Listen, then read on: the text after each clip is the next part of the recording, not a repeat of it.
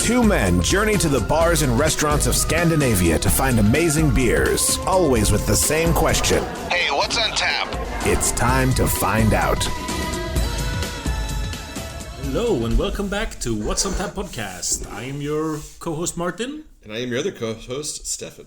And today I brought both beers. You did. In order to, in an attempt to surprise Stefan. You surprised me very much. Our avid listeners know that I like to try to surprise you.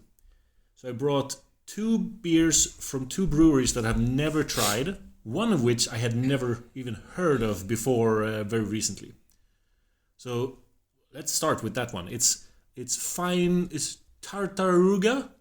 The Fine Tartaruga Brewing. Yep. Out of Belgium. They're Belgian. Yep. Huh. Cool. I don't know what kind of beer. It's a strong hoppy ale. Of course, it's a strong hoppy ale. It comes in at 46. No, it comes in at 8%. And it's got Columbia and Centennial hops. It's dry hopped with, oh man, that's hard to read. Columbus and Centennial hops. They call it Belgian IPA. Oh my god, okay. So we should get aromatic profile of citrus, lemon, vanilla, curry, something I can't, resin, and flowers. And it's got an IBU of 77. Okay. Remember when everyone used to talk about their IBUs? Yeah. You're like, this is 1,000 IBU. It's like, that was me. That's a 0 to 100 scale, but sure, whatever. Yeah. But yeah, I mean, there used to be like all the things. If you got an IPA, it was like, oh, what's the IBU on it? And now no one cares. Yeah, exactly. it's such a useless. But that's because people learned that imperial stouts were really high in IBU, but didn't taste like IPAs. So they realized, it depends on the beer. True. Yeah. I've only ever really counted it as far as an IPA. Nerd Brewing always writes out the IBU, the original gravity, the final gravity, but they're Nerd Brewing. All right. Let's. So it's called Sweet Alma. And when did you buy this? Very recently. I picked it up today. Wow, because this expired in September of 2020. What? Yeah. I must have gotten it in the cheap section of that of explains web it. shop. It was like it was €2 done. Oh no, it was very cheap. So I was buying other stuff that was more important to me, and then I just filled up the box with whatever I could find. That's always fun. That's where you find some interesting discoveries. Let's see how this expired Belgian IPA holds up. I don't know what that was, man. Wow. Wow, there are a lot of off flavors. There's a lot of things happening in this beer. We can blame all of them on the fact that it's expired. Sure. The hops are all over the place. Yep. The the Belgian yeastiness is definitely there and doesn't latch onto anything. No. It's a little bit sweet. Mm-hmm. It's a little bit boozy. For me, it's like there's like a citrusy notes, and then there's this weird bubblegum flavor. Yes, it's definitely bubblegum flavor. It's like, I don't know what's going on here.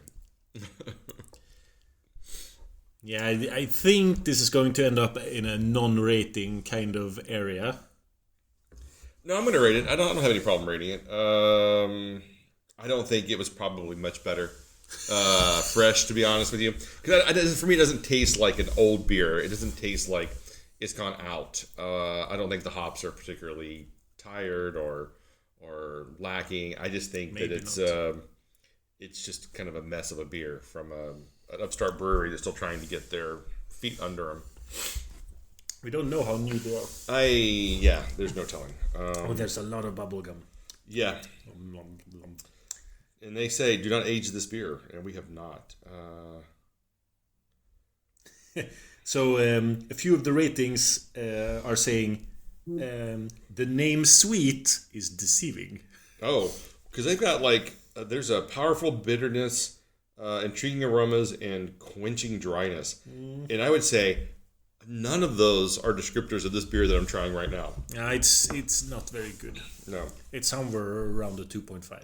I was going to go to 2.5 as well. Yeah. So I'll split the difference and give it a 2.25. Yeah. All right, so what a weird thing. Yeah, but whenever I hear Belgian IPA, I'm always kind of like, ugh. You're always wary. Yeah, that's kind of the first indicator that something might be off. So next up is from 71 Brewing Co, and they are from. They have to be British, right?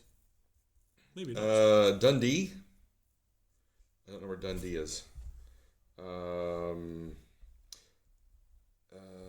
A kettle sour with lashings of Scottish. They're Scottish. They're Scottish. With lashings of fresh Scottish blueberries, this hazy, zingy beer packs a tart kick with full-on fruit explosions to refresh the taste buds. Yep. So this is called Blueberry Fields Blueberry Sour. Comes in at 4.2% ABV and is part of the Blueprint series. Oh, the Blueprint series. Yes. And best before date is, let's see. Stop looking for best before dates on beers. All right. I give you. February 21st, so you're still good. Yeah, good. All right. Well, this actually smells pretty good. Okay. Smells like a standard sour. Yeah. I'll be honest with you. I am not a huge fan of kettle sours.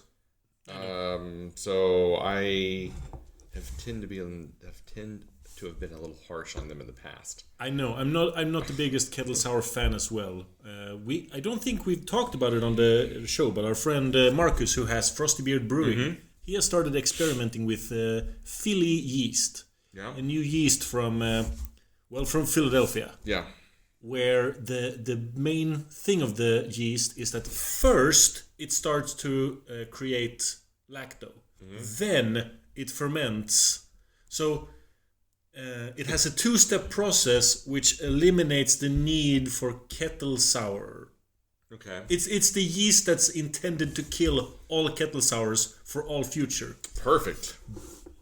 But it's a finicky kind of yeast. You need to Sounds handle like you need to handle it right. So maybe it won't kill kettle sours. Maybe it will just take a little bite out of the kettle sour market. But it smells good. I mean, it smells kind of soury, little. Let's try it. Little. Cheers. Yeah, I don't know.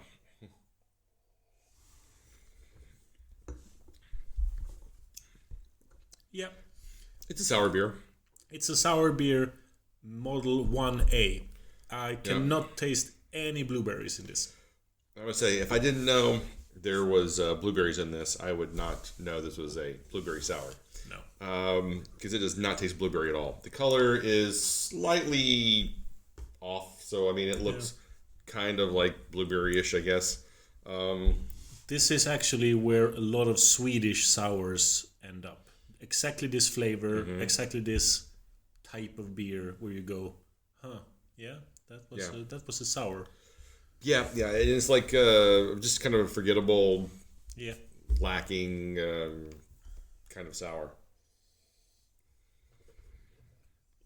Like, but I'm there's a nice tanginess, like a little zippiness on the tongue, which I think is really nice and really good. But it's lacking any kind of finish that is remotely pleasing or enjoyable. Yep. I'm going to give this a 3.25. Oh, wow, you're being very generous. But that's the area where all of these sours that just taste like sours end up. They end up between 3 and 3.75. That's where generic sours just kind of land for me. See, for me, they land in the 2.75 to 3.25, I guess. Fair enough. Yeah. And this one's kind of falling into that. I guess I'll give it a 3. Yeah. I guess I know I'm feeling kind of generous. I mean, I was going to give it 2.75. I'm rounding up. Maybe you are as well. I'm rounding up as well. Yeah. I kind of feel like it's a 2.75, but I'm feeling generous today. I'm going to give it a 3, only because I mean it's an okay beer. I mean, I think that it's not so bad that I would be like, I don't feel like I ever need to try anything from 71 Brewing again. Whereas if I didn't have another beer from what's it called? Tartaruga, I don't feel like I'm missing anything. Later today, you will get one more Tartaruga beer. Well, I'm looking forward to something to look forward to. Happy Stefan! Yay! But I think the Silverman Brewing, maybe they have better beers in them, and I'd be willing to give them another shot. You'll get to try a 71 Brewing beer today as well. You're just like raising the bar. It's just getting better and better. I am spoiling you. Yep. Okay, you can find us online at what'sontappodcast.com, Instagram, Facebook, what did I say, Spotify? Instagram, Spotify, Facebook, Spotify, Instagram. Yep, all the...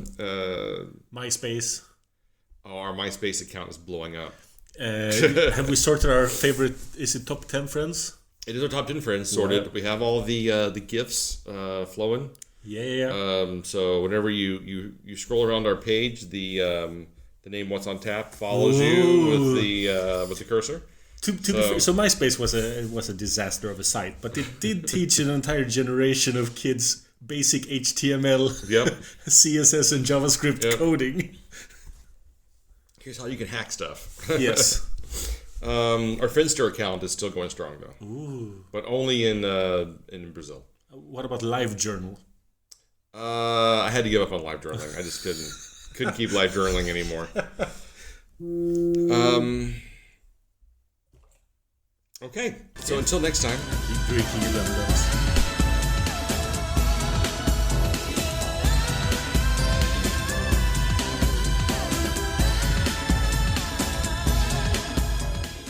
This podcast is part of the Pod Syndicate family. For more criminally compelling shows, articles, and conversations, head to wearepodsyndicate.com.